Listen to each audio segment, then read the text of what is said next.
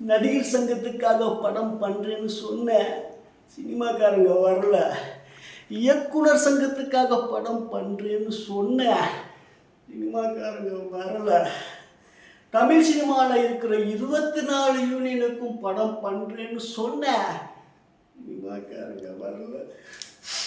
தற்கொலை செஞ்சு கொண்ட விவசாயிகளுக்காக படம் பண்ணுறேன்னு சொன்னேன் சார், அப்போ இந்த சினிமாக்காரங்க வரல.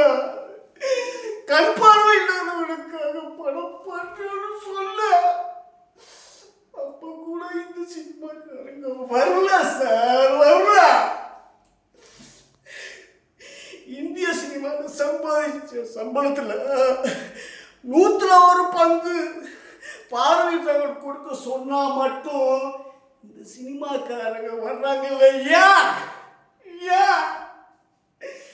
100 கோடி 200 கோடி ஆண்டவன் கொடுத்ததா, தமிழ்நாட்டில் இருக்கிற ஏழை மக்கள் கொடுத்ததா? சொல்லுங்க சார், சொல்லுங்க.